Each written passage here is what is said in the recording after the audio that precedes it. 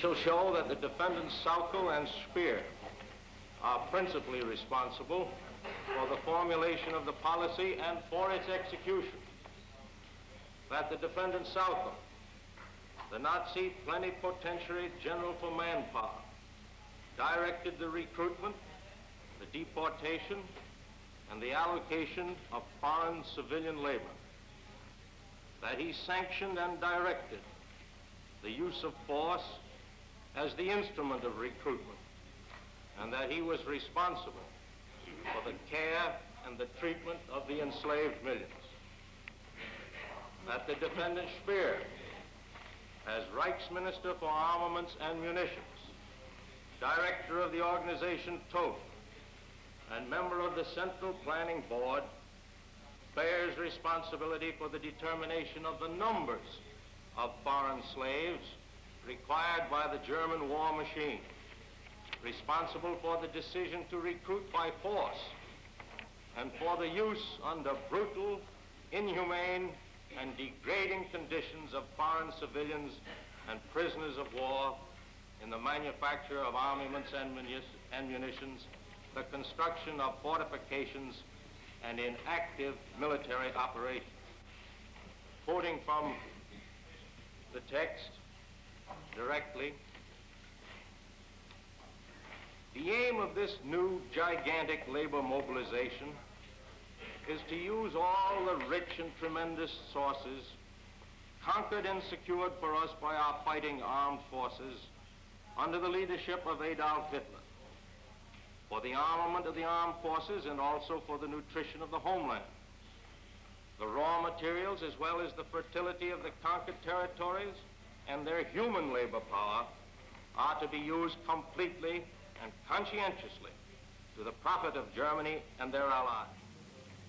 The theory of the master race underlay the conspirators' labor policy in the East as well. We are the master race and must govern hard but just. I will draw the very last out of this country. I did not come to spread bliss. I have come to help the Fuhrer. The population must work, and work again. For some people are getting excited that the population may not get enough to eat. The population cannot demand that. We have said before this tribunal more than once that the primary purpose of the entire slave labor program was, of course, to compel the people of the occupied countries to work for the German war economy. The decree by which the defendant Sauckel was appointed Plenipotentiary General for Manpower reveals that the purpose of the appointment was to facilitate acquisition of the manpower required for German war industries, and in particular the armaments industry, by centralizing under Sauckel responsibility for the recruitment and allocation of foreign labor and prisoners of war in these industries. In order to secure the manpower requisite for war industries as a whole, and particularly for armaments, it is necessary that the utilization of all available manpower, including that of workers recruited abroad and of prisoners of war, should be subject to a uniform control, directed in a manner appropriate to the requirements of war industry. And further, that all still incompletely utilized manpower in the Greater German Reich, including the Protectorate, and in the general government, and in the occupied territories, should be mobilized. Reichsstatthalter and Gauleiter Fritz Sauckel will carry out this task within the framework of the 4-year plan. As plenipotentiary for the direction of labor, I can report that 3,638,056 new foreign workers were given to the German war economy from 1 April of last year to 31 March of the statement being that of 5 million foreign workers, less than 200,000 or only 200,000 came voluntarily.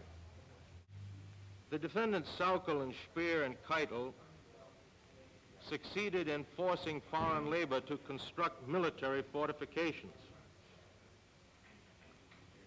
Thus, citizens of France, of Holland, and of Belgium were compelled against their will to engage in the construction of the Atlantic Wall.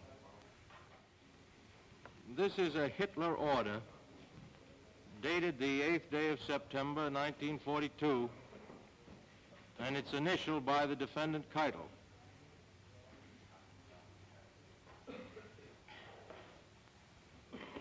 Quoting the order directly, it says, "The extensive coastal fortifications which I have ordered to be erected in the area of Army Group West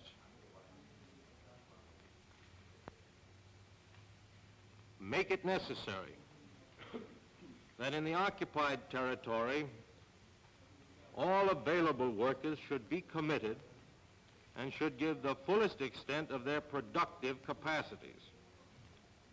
The previous allotment of domestic workers is insufficient.